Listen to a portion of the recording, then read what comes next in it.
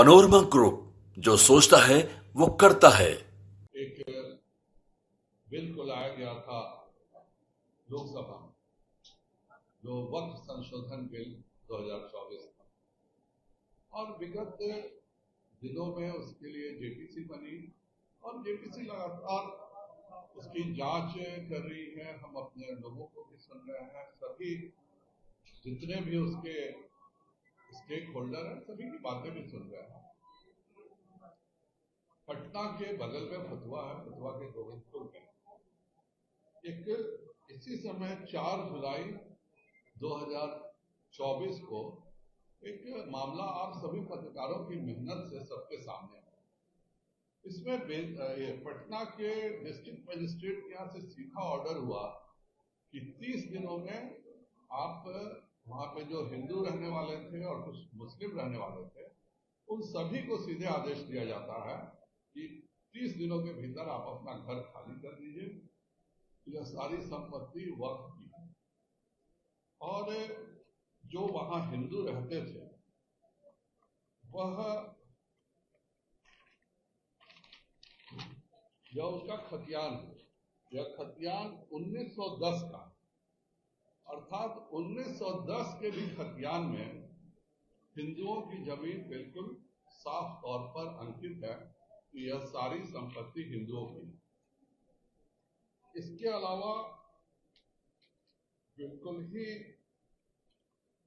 जो फतुहा का जो नक्शा है उसमें भी ये बिल्कुल साफ तौर पर ये वहां के अंचल से नक्शा बना। एक हिस्सा दरगाह का है और दरगाह में बाउंड्री वॉल बनी हुई है, इसमें कोई तरह का विवाद नहीं। लेकिन इसके बाद जितनी भी ये हरे से आप देखें, ये सारी सरकारी जमीन है, और ये सरकारी जमीन ही नहीं है, इस पे सरकारी कुआं है जो बरसों से मार्क है। ये जो 3 नंबर है इगली तल के पास कुआं, ये सार्वजनिक कुआं का निर्माण करने के लिए भी इसकी पूरी कार्रवाई हो रही है। अब इसमें किस प्रकार से वक्फ बोर्ड के नाम पर मुतवल्ली या जिसको मैनेजर करते हैं वो धांधली करते हैं, उसका ये सबसे बड़ा उदाहरण है।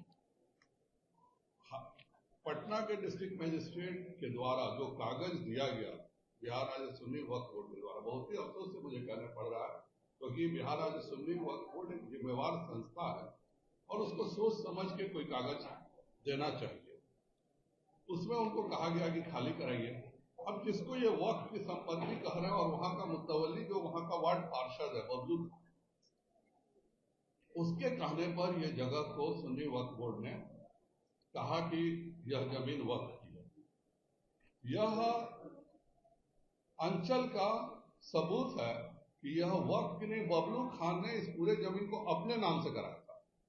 अब जिस जमीन को वो खुद कहते हैं अल्लाह की है, तो अल्लाह के बदले उन्होंने अपने नाम पर यह जमीन को कराया था। ये देखिए 2021-22 में उन्होंने ये पूरी जमीन को अपने नाम से करा लिया था, जितनी सरकारी जमीन थी।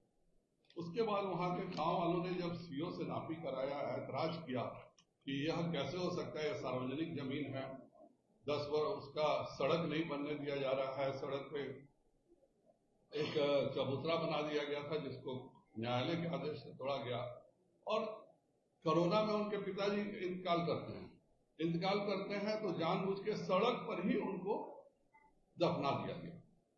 मतलब किस तरह से धांधली कोई कर सकता है उसका ये उदाहरण है। अगर ये कब्रिस्तान की जमीन थी तो फिर ये आपने अपने नाम पर रसीद क्यों कटाई है? तो कोई दूसरा जाके तो रसीद नहीं कटा सकता। आज भी नोटिस आता है, वहां पे टोटल 6 मुसलमान रहते हैं, बाकी सब हिंदू भाई रहते हैं। 5 मुसलमानों को कहा जाता है कि यह वक्फ की संपत्ति है, तुम खाली करो, लेकिन जो मुतवल्ली है, जो मैनेजर हैं, उनकी जमीन वक्फ की केवल नहीं है, उनके अगल बगल की सारी संपत्ति वक्फ की है, लेकिन अपना जमीन उनका, जिस चीज का उनको पावर था कायदे से, उनको सबसे पहले अपनी जमीन का उनको हक है वक्फ देने का, अपना जमीन वक्फ नहीं किए, बाकी सबका जमीन उन्होंने घोटाले में कर दिया हुआ।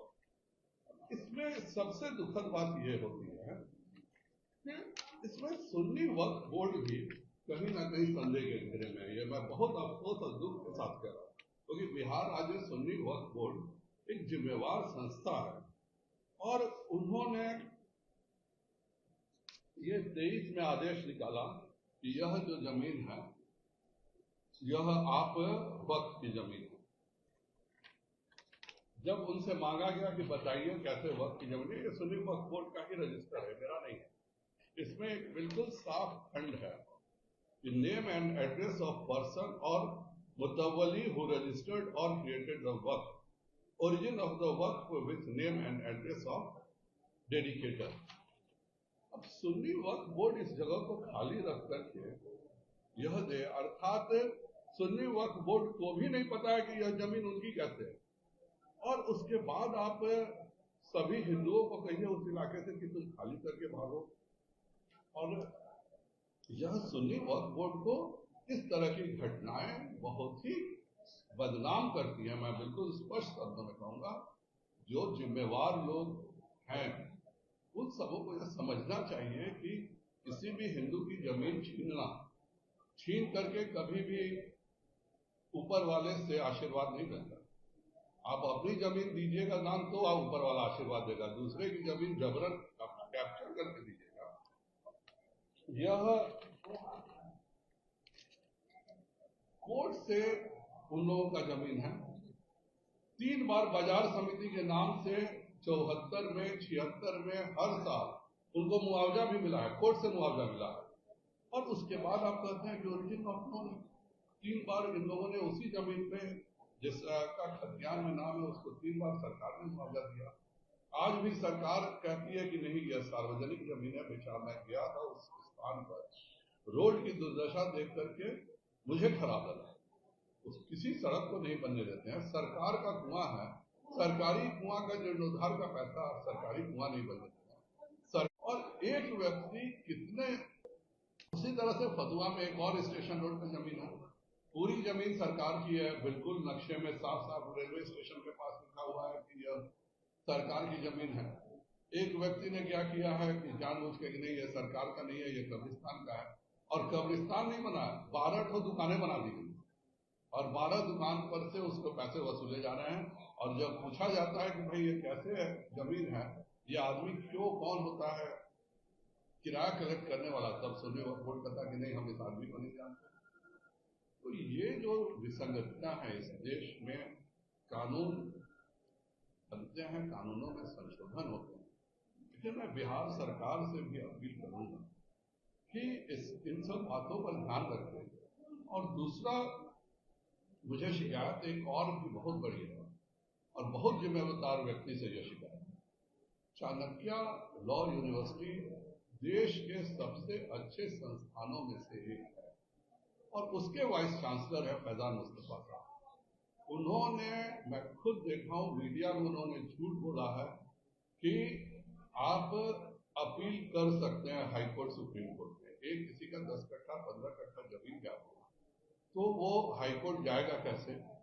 और अगर फैजान मुस्तफा साहब इस तरह का स्टेटमेंट देंगे कि आप अपील कर सकते हैं, तो मुझे लगता है कि उनको भी बहुत सोच समझ के इस तरह वक्तव्य देने चाहिए थे। आप माध्यम से जा सकते हैं या आप PIL के माध्यम से जा सकते हैं आप, वरना इनको कहीं भी, इन्होंने जो केस किया हाईकोर्ट में, ये पूरा रिट किया। रिट तब किया जाता है जब मौलिक अधिकार का हनन होता है। जमीन का बंटवारा, मौलिक जमीन का संपत्ति विवाद, मौलिक अधिकार का हनन कैसे हो सकता है? लेकिन इनको रिलीफ तभी मिली जब हाईकोर्ट में रिट दायर किया। तो इन सब बातों पर सभी को सोचना चाहिए और मेरा यही अनुरोध रहेगा प्रशासन से भी कि प्रशासन सीधे सुन्नी वक्फ बोर्ड की बात मानने के बजाय एक बार कागज मांग ले, कागज का ओरिजिन देख ले, उसके बाद जो कार्रवाई करे। अगर वक्त की संपत्ति है तो किसी को क्या इतराज हो सकता है? लेकिन यह कहना कि हमको ओरिजिन नहीं पता है, 1910 में साफ लिखा हुआ है कि खतियान हिंदुओं के नाम पर है, हिंदुओं ने, हिंदुओं को 74-76 में मुआवजा मिलता है। उसी तरह से जो मैं फतुहा स्टेशन की बात कर रहा हूँ, वो 1923 में वो केस हाईकोर्ट से जीता हुआ केस है और उसके बाद आज तक उसको परेशान किया जा रहा है। तो ये सब चीजों के बारे में जरूर कंट्रोल होना चाहिए। मैं जानबूझ करके गया था कि हम लोग पूरे देश को एग्जामिन कर रहे हैं पर अपने घर में मेरे क्या हो रहा है, ये जो स्थितियां मैंने देखी बहुत ही दुखद स्थिति है। और एक जेपीसी सदस्य के नाते इस तरह की गलतियां भविष्य में नहीं हो। किसी गरीब आदमी से, चाहे वह हिंदू हो या मुसलमान हो, उसकी जमीन छीनी नहीं जानी चाहिए। यह बहुत ही विवाद का विषय है।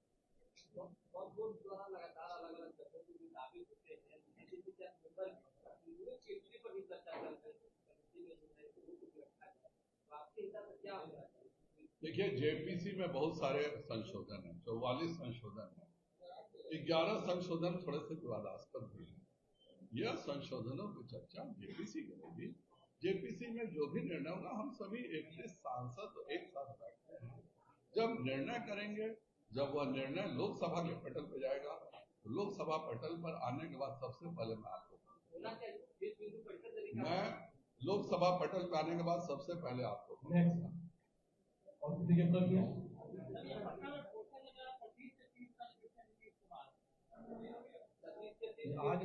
आज का जो विषय था वो वक्त की